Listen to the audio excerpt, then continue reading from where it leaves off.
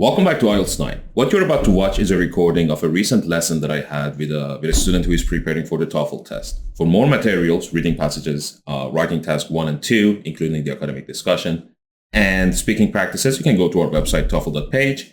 And I hope you enjoyed the video. If you have any questions, leave a comment down below, and let's begin. So let's begin. Now listen. Before we start answering, by the way, we will share the notes. You can look at my notes, I will look at your notes, and we'll see if we have something similar. Okay. To a conversation between a student and a university employee. Hi, I'm looking for the person who's responsible for the exhibition of the seniors' art projects, the one that's opening here next week. Okay, that's me. I'm the coordinator for all the art exhibits here at the Student Center. Oh, great. I need to talk to you about how my work is going to be put up in the gallery here when... And you are? Oh, I'm sorry. I'm Carol Lambert. I'm one of the seniors in the exhibition. But I have sort of an unusual piece to display, so I wanted to talk to you about the best way to show it. Okay, at this point, in your head, you should be asking yourself, well, what is unusual about the piece? So, she needs help putting up her art piece. That part we already know. Yes, put up in art gallery, yes. And Put up. why does she need help? Because it's an unusual piece of work. Otherwise, she would just put it there. So, immediately we know that this is the reason why she is visiting this office. Now, you should also ask yourself, what can be unusual about this that makes her need help with it? Is it the size, or is it the weight, or is there something technical maybe wrong with it? You don't have to write these things, but in your head, you should be thinking about it. You should be ready for it. Okay, yes. And is it already here at the gallery? No, I can't bring it. I can't set it up until the last minute. I need to borrow some equipment from the art department, but they'll only give it to me for the actual week of the exhibit. Well, maybe you'd better tell me a little bit about your work. Well, I'm doing a multimedia piece. I made this really elaborate picture frame, but instead of putting a painting in it, I want to project these abstract images that I created. You know, I found this cool software program that I'm using to do that. The images will change every couple of minutes. Sounds complicated. Not really. You see, the software program's automatic, and it's actually pretty simple. I had this class last semester. So you'll borrow the equipment. Yeah, but what I'm worried... The reason I came by... Pay close attention to this. She's telling you directly why she is visiting the office. We already know it. It's about putting up the art piece. But now she is telling you, in other words, why she is here. For this to look right, I need just the right kind of space. Well, we don't usually let students choose the space where their work goes. Oh. Well, can I tell you what I think would work best? Okay, go ahead. Okay, now this is exactly like what we did in this one. The student suggested something. She said, can I choose exactly where to show my art piece? The professor, did he agree or disagree with her suggestion? With her, probably he will not. He was not agreeing because he said that you cannot do that. Very nice. So professor said, you can't. Choose. So now what do you think is going to happen next? When the professor refuses to help you the way you want to be helped? Probably she would say something that she needs it to have the effect of the art. No, we still haven't fixed the problem. They are not going to move on to a new problem until this one is fixed. So she wants to choose the location. Professor said you cannot choose. So this is basically her problem, or basically the thing she is looking for, her solution. Or let's call this the problem. And student solution is choose the location. In your notes, you don't have to write with this, these many words, but I'm just writing it to show you what's happening. Student says, can I choose the location? And professor said what? You cannot choose. So either what follows is the student's suggestion to, or solution to, or professor actually providing a solution. So let's see what happens next. Either way is possible. Maybe the student says, well, what if I do it this way instead? What if I do something else instead? Or professor says, you cannot choose, but there is something that I can do for you, or there is something different that you can do. So someone should have a solution to fix this problem. Can I tell you what I think would work best? Okay, go ahead. Well, I've tried this all out, in the art studio, and the projector needs to be exactly 9 meters from the wall. It has to be that exact distance so the images will fit just right in the picture frame. That way, I want people to be fooled, even if it's just for a second, to think that they're looking at a real abstract painting. Okay, we can arrange that. Do you have a stand for the projector? I'm sorry, I didn't go back long enough. Let's go back to where they start talking about this whole thing. Students choose the space where their work goes. Oh. Well, can I tell you what I think would work best? Okay, go ahead. Okay, so student is going to have another solution. And she said, can I just tell you? She told the professor what she needs. And probably the professor will say, okay. Or if he says no, then he should have another final solution. Because we cannot keep going on providing new solutions to the same problem. So one of them finally has to accept what the other person is saying. Well, I've tried this all out, in the art studio, and the projector needs to be exactly 9 meters from the wall. It has to be that exact distance so the images will fit just right in the picture frame. That way, I want people to be fooled, even if it's just for a second, to think that they're looking at a real abstract painting. Okay, we can arrange that. Do you have a stand for the projector? Yeah. Did he agree or disagree? Agree. Very nice. So, professor? Yes. So we have the solution to this problem. Now let's see what the conversation, where the conversation takes us next. Yeah, and once my picture frame is hung on the wall, I'll adjust the stand to the right height. There's one more thing. Yes. Let's call this problem number 2. Or another issue. Maybe not a problem, but there is something else. Well, it would be really helpful if the frame could be hung on a wall that has kind of dim lighting. Some students don't know what dim means. What is the meaning of dim? I don't know yet. But I think I know, but I'm not sure. It's the opposite of bright. So dim lighting, it means there are lights, but they are, the type of lights they use in coffee shops.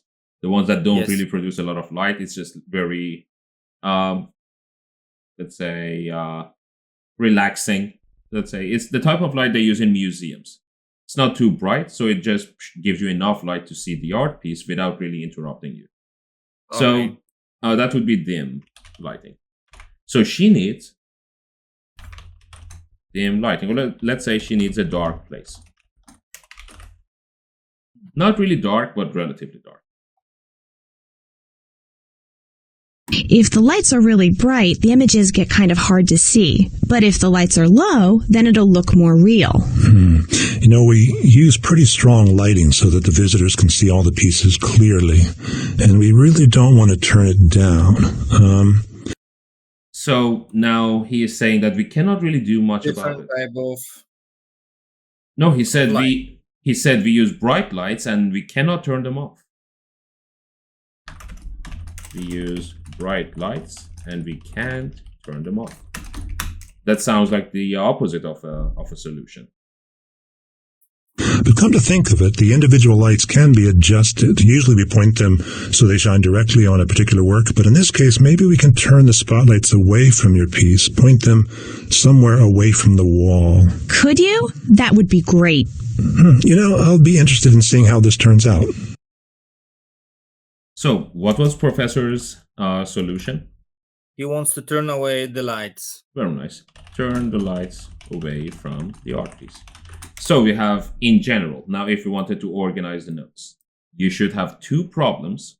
One with the student choosing the location of the art piece, which is the most important thing. And that's the reason why she went to visit this professor. And 2, which was a secondary problem, less important, but also, somehow indirectly connected to the location. So in general, the idea was the location of the art piece. And 2 things about it. 1, the distance and the exact location, but and also the light. lighting. Very nice. Solution to problem 1. She cannot choose the location herself. So what was the solution?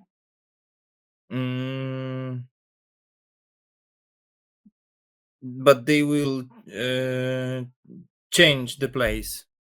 Yeah, she just told the professor what she needs, like exactly what type of location she needs, and the professor said, okay, we'll do it for you.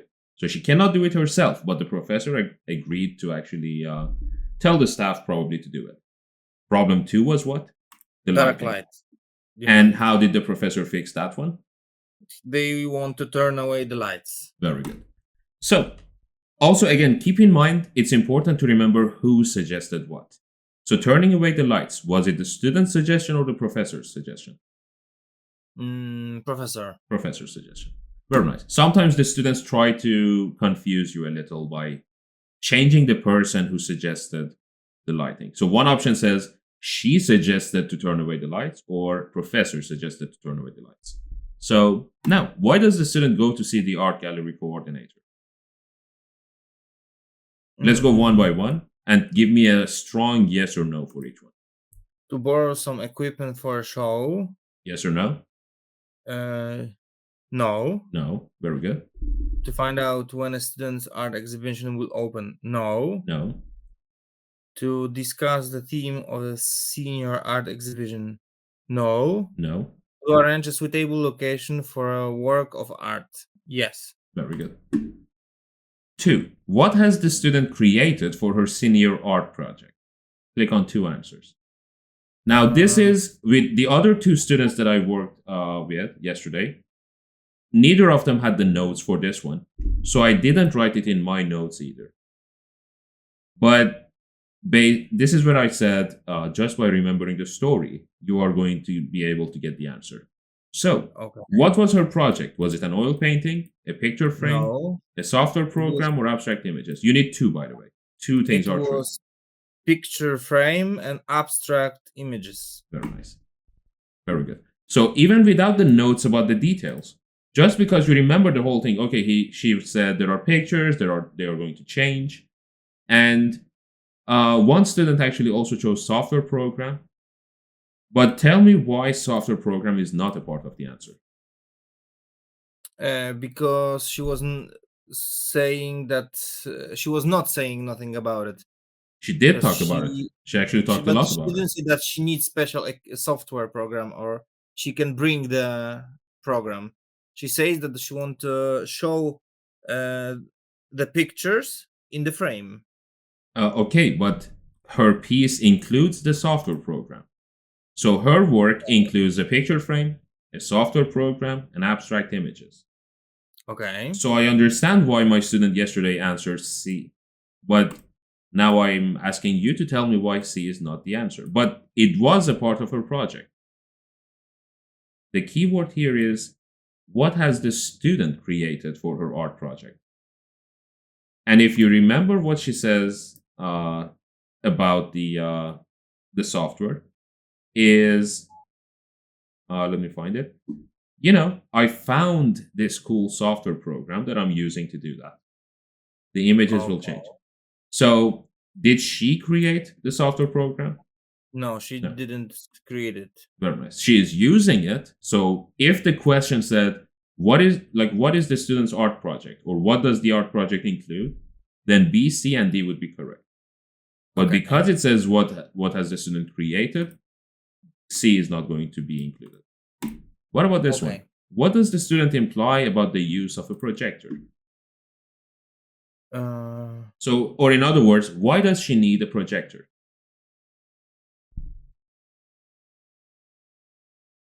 Let's go one by one. Give me a yes, no, maybe. Okay, it is necessary to achieve a particular visual illusion. So she needs a very specific type of effect, let's say. No, it's not correct. Let's put it as a maybe. Okay. It may interfere with visitors' ability to see other works. It was nothing about it. She actually needs a projector. If we remember that part, that she needs a projector. That's the equipment that she was talking about. Now, so if she needs a projector, does it mean it's going to interfere with the visitor's ability to see other pieces of work? No, because why would she try to interfere with other people? She's not trying to do that. So B is definitely wrong. What about C? The projector will need to be hidden from view. We didn't say anything about that. She actually said it will be like on a stand, so it is directly visible. People can see it. The projector has to be attached on the wall at particular height. To the wall. At a particular height. Now, yesterday, again, a student had chosen D. And my answer was A. I will not tell you which one is which. I mean, obviously, you have to trust me enough to know that I had the correct answer. But let's say we have two options. We have A and D. They are both mentioned by the student. The student mentions A and mentions D, but in different ways she mentions them. So before I show you the text, just tell me if you had to just go with one that sounds more correct. Which one would you choose? I will choose A, because with D, she said that she needs 9 meters away from the wall. But that was for the artwork. That the frame should be on the special height, not the projector. Actually, that's a good point. Let me just make sure if it was the projector. But the projector also needed to be on a stand. So if I go back to the transcript, the projector needs to be exactly 9 meters from the wall. So this is the distance, not the height. And the later ones, okay, I will adjust the stand to the right height for the frame. So you are right. That's actually a good point. But also, there is another thing. Let's imagine, actually, I just realized that yesterday I explained this in the wrong way to the other student, but it still makes sense. D was mentioned about the frame, but let's say it's also mentioned for the projector. Because during the test, you don't have access to the transcript, so it may be a little confusing. This thing was mentioned directly. She just said it. She said, hey, I want the projector to be at the height and the distance from the piece. But this one, she didn't really say it directly.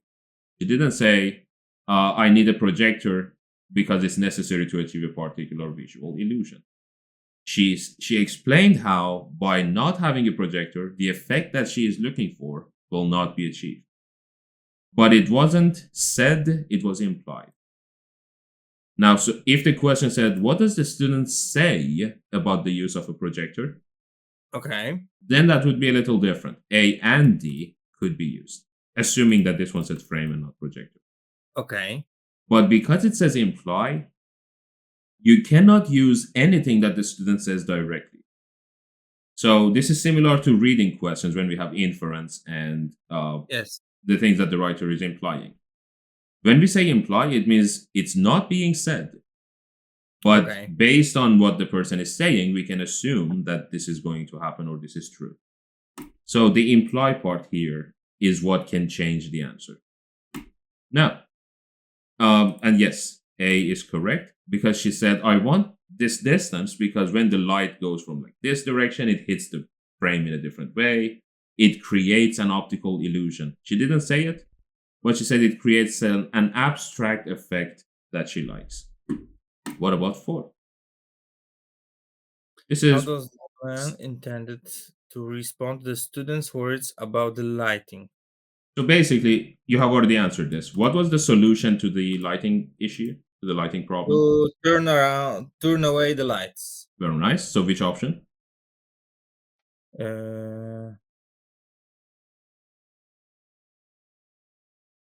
By turning spotlights in a different direction. Very nice. Now this one. Let's listen to it. Why does the man say this? Listen again to part of the conversation, then answer the question. The images will change every couple of minutes. Sounds complicated. Not really. You see, the software program's automatic, and it's actually pretty simple. I had this class last semester. So you'll borrow the equipment, Why does the man say this? So you'll borrow the equipment. Again, both students had issues with this question. Now, I will give you a hint. Imagine the professor does this. Okay, so you borrow the equipment. Now, if someone does that to you when you are telling him about a few different things and telling a story, basically, what does that tell you when a person says, okay, so you borrow the equipment? So it's mean like, for example, that someone doesn't understand it, and he wants to repeat it to just understand it better way. So let me say it in two different ways. Also, the Okay. last time I said it wasn't correct. I was just repeating the words. But what if I say this sentence in these two ways? So you borrow the equipment, or let me actually write it down in a few different ways. I could Okay. also just use Preply and write it in the notes here. So let's say, so you borrow the equipment, or so you borrow the equipment, and so you borrow the equipment. There could be one more step with just focusing on the, but for now, let's not do that. I will say all three of them. You should understand different things.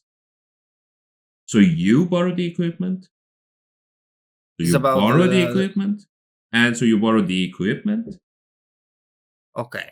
So it's who is the main borrower? For which one? In the first one, who is really borrowing? Not your friend. It's like, so you borrow the equipment and not the professor, not the friend, not the professor. Yes. In the second one is about the borrowing, about the action. And in the third one is so you say, so you borrow the equipment. I thought you owned your own equipment. So, and the last one? So you'd borrow the equipment is about the things that we want to borrow. Very nice. I thought you were going to borrow the other stuff. Whatever that other stuff may be. It's just not the equipment. Very nice. But the one that the professor says, the tone is different from all three of these. And the tone goes up at the end of the sentence. And imagine the professor does this when he is saying it. So you borrow the equipment. And it seems like you want to continue that sentence, but the professor is not continuing the sentence. So meaning the professor wants the student to continue that sentence. Okay. But now the question becomes, why is he like bringing the conversation to that part, to that topic? So let's listen again. Pay attention to where the conversation starts, which direction it is headed, and then basically what happens in the last part of it. Listen again to part of the conversation, then let me actually show it to you with the transcripts. So let's do this one. Multimedia piece. I made this really elaborate picture frame, but instead of putting a painting in it, I want to project these abstract images that I created. You know, I found this cool software program that I'm using to do that. The images will change every couple of minutes. Sounds complicated. Not really. You see, the software program's automatic, and it's actually pretty simple. I had this class last semester. So you'll borrow the equipment. Yeah, but what I'm worried, the reason I came by...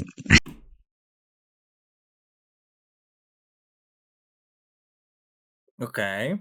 So also that's why text is usually not a good idea for communication, because if you just read this, you can read it like, so you borrowed the equipment. So you borrowed the equipment. And that can be read in many different ways. But the way he says it. Equipment. Yeah, the software program's automatic, and it's actually pretty simple. I had this class last semester. So you'll borrow the equipment. Yeah. The last part, the way he says the equipment, his tone, like his voice goes up a little. Why? Okay, so it's like he wants to know more about the equipment. And not the software. Correct. And I agree. So he wants to change the topic from the software that he doesn't care about to equipment that he cares about. Also, even the student agrees that that is the main reason. So basically, the professor is stopping her from going off topic, and he is forcing her to actually talk about what is important. Now, let's see. To find out if the student needs assistance, no. To express doubt about projects practicality, Practicality, no. like how practical is it? Can it be done? It cannot be done. Like, is it really difficult to do it or not? It's easy, and so on. Okay. To return the discussion to the original topic, yes, could be. And to suggest a solution to the student's problem, no. So C. Very nice. C is correct. Now, if I wanted this to be the answer and I wanted to use the same text, also it's not borrowed. I think they made a mistake in the transcription, and that makes a lot of sense because instead of employee, they have written this abomination, whatever this thing is. It's their site is not as accurate as some other sites. You know, the good ones like mine. Mm-hmm. They don't pay attention. There is no quality control. But still, if I wanted D to be correct, I would say it this way. So you borrow the equipment. Like, imagine we are having a conversation and we cannot find a solution, and I'm like, you know what? So you borrow the equipment. That's it. That's how it's done. Okay. But that's not how he said it. To express doubt, any of the ones that I wrote here could be used to express doubt about the project. So, for example, the student says, yeah, so I will just go and borrow the equipment. And then I say, if I'm the professor, I say, you borrow the equipment? That's not how it's done. That's not how we can actually do it. It's not practical. We cannot keep the projector there for a month. Or again, for B. So you borrow the equipment? I mean, we cannot do that. You have to be in the gallery the whole time. You cannot leave the area. You don't have time to go and get the equipment. It's not practical. Or so you borrow the last one, it's not really about practicality, but just two examples of how you can cast doubt. Okay, so you do it this way? That's not going to work. That would be B. But no, he said, okay, so you borrow the equipment and then what? That's basically, you can think about it that way. He says, and then what? That's how we continue the conversation. Very nice. Very nice. And this one, it's a type of an office visit listening that we haven't worked on before. And it may sound like a lecture, actually, but it's not. So let me remove my notes, and you'll see how it goes. Okay. You have your notes ready? Okay. Yes, I have. Listen to a conversation between a student and a philosophy professor. Hi, Melissa. Your rough draft for your paper is looking very promising so far. Thanks. I still have some reading to do. Postmodernism is pretty challenging, so... Now, the professor said your writing looks good. Draft is your first versions of a writing, your first thing that you write. And rough draft is like the very first one. So the professor said rough draft looks good. And she said, I still have a lot of reading to do.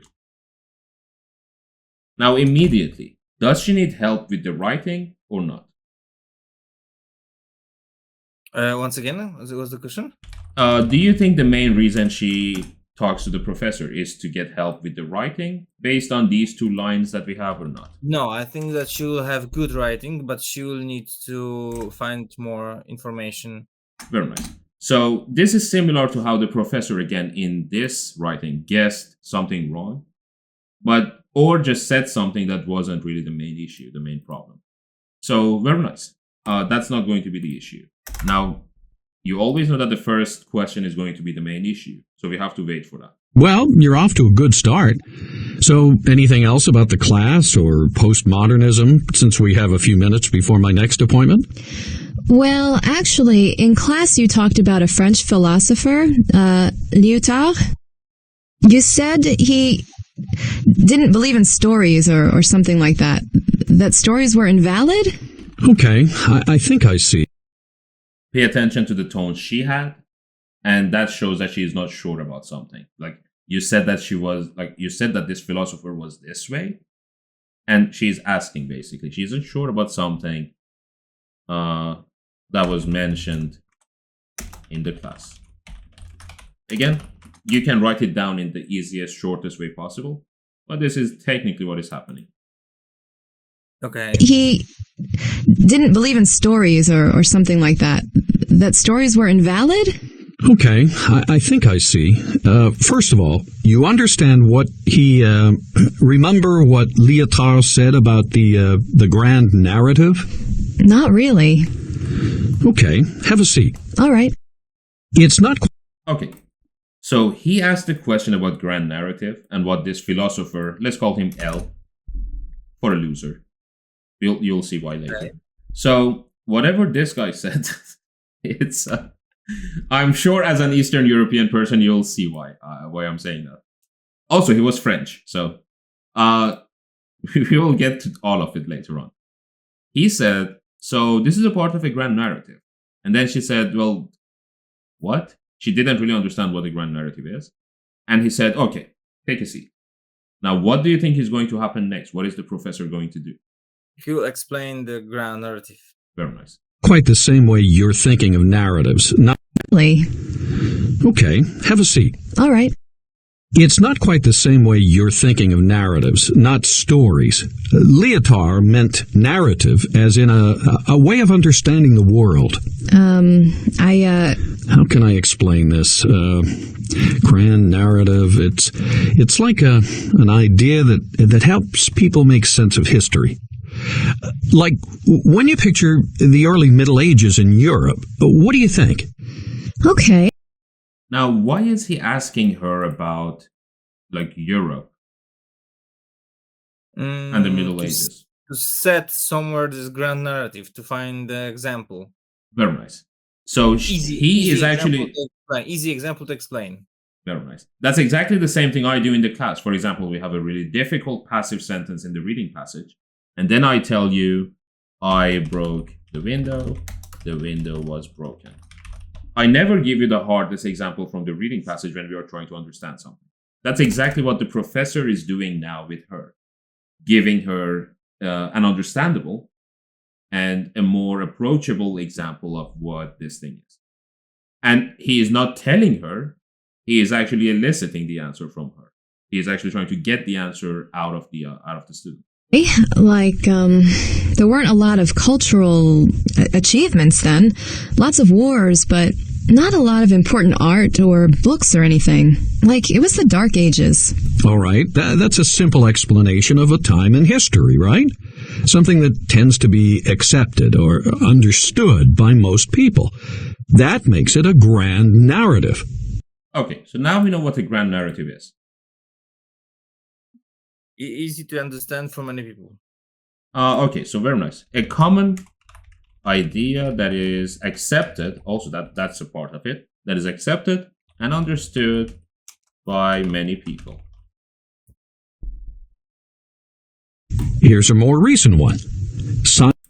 What is going to happen now? Like, what is happening? Example 2. Example 2, yeah. So he said a more recent one.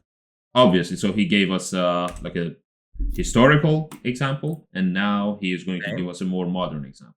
Scientific progress. Uh-huh. Here's a more recent one. Scientific progress. Uh-huh.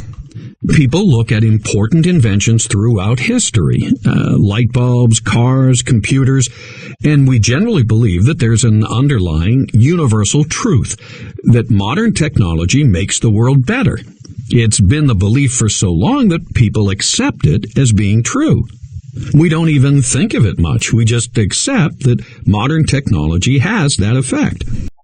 Now, based on the way the professor is talking about this, where do you think the conversation is going? He's saying, we just accept it and we all think it's good and everyone just believes that scientific technology, like scientific discoveries and progress is good.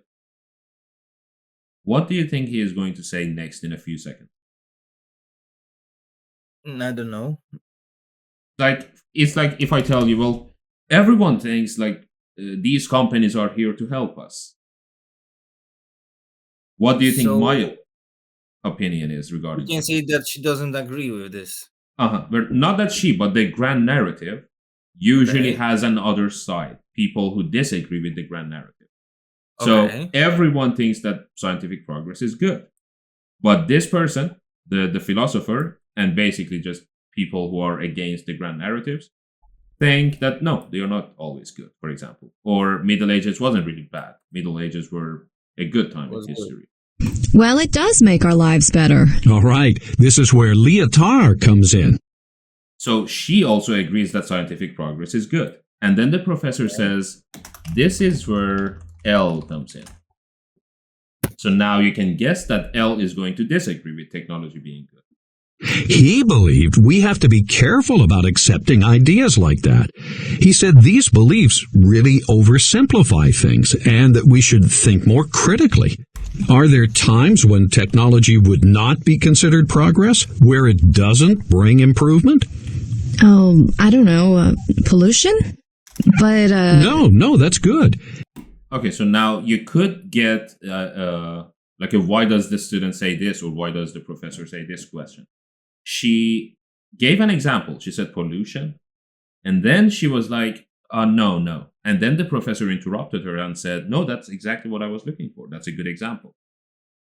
So how is pollution related to the grand narrative of science being good all the time? Scientific progress is general information understandable for everybody, but we should think about it more critically. So everyone thinks scientific progress is good. Now, how is pollution interacting with that idea? That during the same time when we have the scientific progress, we produce pollution. So summary is not as good as we think. Very nice. So it's not all positive. There are some negatives, even if most people believe it's only good. Very good. It would be hard to say pollution was a form of improving the world. But isn't pollution just a side effect of...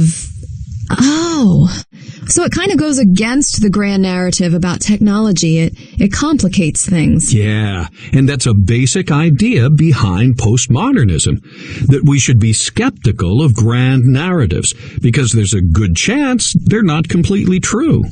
You mean... Well, not to say there's no truth in grand narratives, of course. It's just that nothing is as simple and straightforward as it seems. We should look critically at the things we assume. Okay, I think I get it. Thanks. And the reason I call this guy a loser is because these are the guys behind postmodernism. And I don't have to tell you why that sucks. You already know countries that have tried it. We have had this conversation before. So what are the speakers mainly talking about? A paper the woman is writing about the philosopher. This is why that thing was important in the beginning. So was it the paper that they are talking about? Yes, it was. No. No? I mean, they are talking about a scientific topic, and maybe she is writing about it, but they weren't talking about improving her paper, like improving her writing or reorganizing her essay or something. It wasn't really about the paper, no. Okay. A disagreement between two philosophers about a term. Yes or no? No. No. The interpretation of term used in philosophers' work.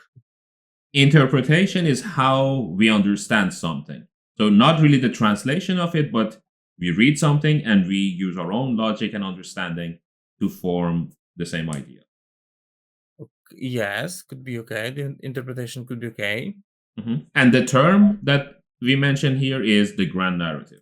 Grand narrative, yeah. So the interpretation of grand narratives used by a philosopher.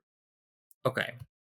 Or a philosopher mentioned grand narratives. Now these two people, the professor and the student, are talking about what grand narrative really is. So yes, that's 100% what happened. And what the last one? The professor's opinion about the philosopher. He was This is explaining the philosopher, but not giving the opinion. It was not stating. even that it if was he good. said something, for example, in the end, and he said, and this is why I don't like Lyotard, or this is why I like him. That really wouldn't be the main idea, even It if was he not did. main. If it was the main idea, the whole time he would say, you know why I don't like this guy? Like, that sounds like something I would do. But no, that's actually correct. What about this one? Why does the professor ask the woman about the early Middle Ages? To click an example of a grand narrative. Elicit, it means getting it out from the student, like extracting it or forcing the student to give the example. It was okay, yes. Very good. That's it. To make a point about changes in technology. Yes or no? No. We weren't really saying that technology changed or what. To encourage her to compare two grand narratives. No, We it was didn't not compare past and not about the present. comparing that this was making this and that was making difference. So even though we had two examples, we weren't really comparing them or contrasting them. They were saying actually the same thing. Both of them were examples of something that people believe in. But there can be some, if people think it's bad, it may be a little good. And if people think it's all good, it may be a little bad. To present an example that contradicts Lyotard's ideas. No, it's actually supporting Lyotard's ideas. So the example that everyone agrees that technology is good, but it's a little bad, that's actually exactly what Lyotard said. It's not the opposite of what Lyotard said. What point does the professor make about scientific progress? Historically, people have believed that improved the world. Yes. Also, you need two options for this one. So very nice. A is one of the correct options. According to Lyotard, it has caused more than harm than good. More harm than good. It means more negative than positive. No. Let's also read C, because B and D are very similar. And between B and C, you need one of them. It is part of a grand narrative that has changed over time. Now, has it changed? Did he say, for example, in the past people thought it's good, but now we think it's bad? Did we say that the ideas have changed with time? No. No. We said people have always believed, also this goes against what you said here. So people have always believed that technology improves the world.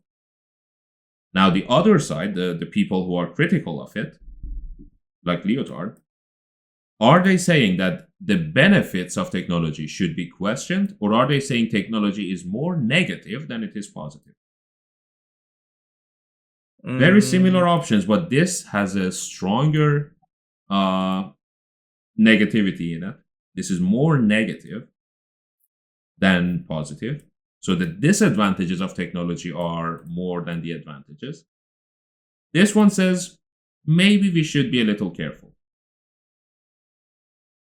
With the D, right? D. So D is also a little negative, but it's softer, a lot softer than B. Yes, so A and D. Very nice. Why does the woman mention pollution? We have already answered this one. Why did the woman mention pollution? To show the negative effect of a grand narrative. Very nice. So basically to show that even if everyone thinks technology is good, it's possible to have something bad about it. So C. To illustrate the negative effects of technology. Very nice. Now, sometimes the test actually gives you the exact content and uses the context of the conversation to generate these options. Or maybe it says to, for example, to illustrate how grand narratives can be wrong. So sometimes the test doesn't say exactly what happened in the conversation. It makes it more general. That this was just an example of how people can be wrong about something that is commonly accepted. What does the professor mean when he says this? Listen again to part of the conversation, then answer the question. We don't even think of it much. We just accept that modern technology has that effect. Well, it does make our lives better. All right, this is where Leotard comes in. What does the professor mean when he says this? All right, this is where Leotard comes in.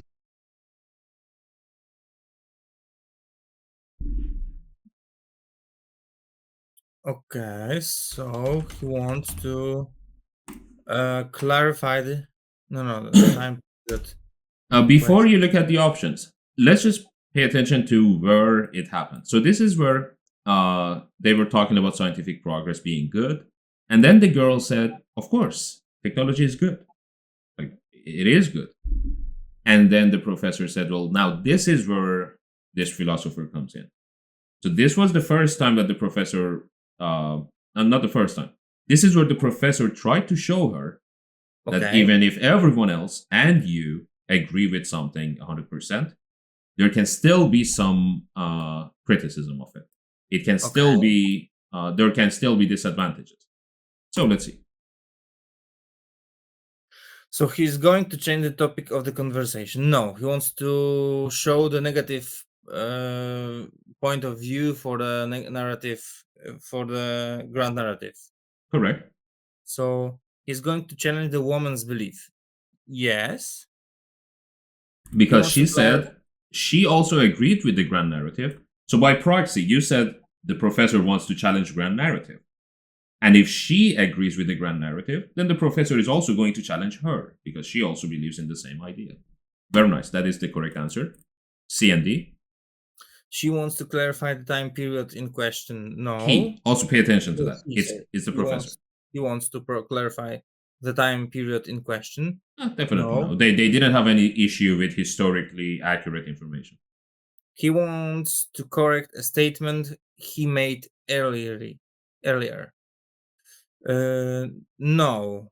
This would be like, I'm sorry, did I say that? No, what I meant to say earlier was, and then that's how you correct yourself if you said something wrong. Or maybe saying, oh, I see. So let's say, and then I changed something that I said earlier. That would be D. But no, as you said, professor did it to challenge grand narrative. And because she believes in the grand narrative, then also the professor is going to challenge her beliefs. Her belief is the same as the grand narrative. Very nice. Okay. Now, what I want you to do is do at least 2 or 3 listening sections. Okay. That will probably be too much. I'm sure you will not do it. But let's do at least one. Because I told you last week that I'm changing the way how it works because I want to stay focused. Oh, you have more time now? Yes, I will have more time next week. So at least one full listening module. When I say one full module, it means 2 office visits and 3 lectures. The reason I want it to be that way is when we do one, it's possible for us to get the same type of listening every time. So if we get the student needs help with equipment, and the next time needs help with the apartment, the next time needs help with the car. Okay, and should I use your website or should I... I don't have the listenings on the site yet. I'm worried about copyright issues because I don't know if these clips are copyrighted or not. They probably are. So let's use the Chinese website for now. Okay. For the listenings. And just write down the score, write down the date. And if you have any notes, for example, if during the test, when you are doing it, there is something that confuses you or you have a question on your mind, write it down so that the next time we can actually talk about it together.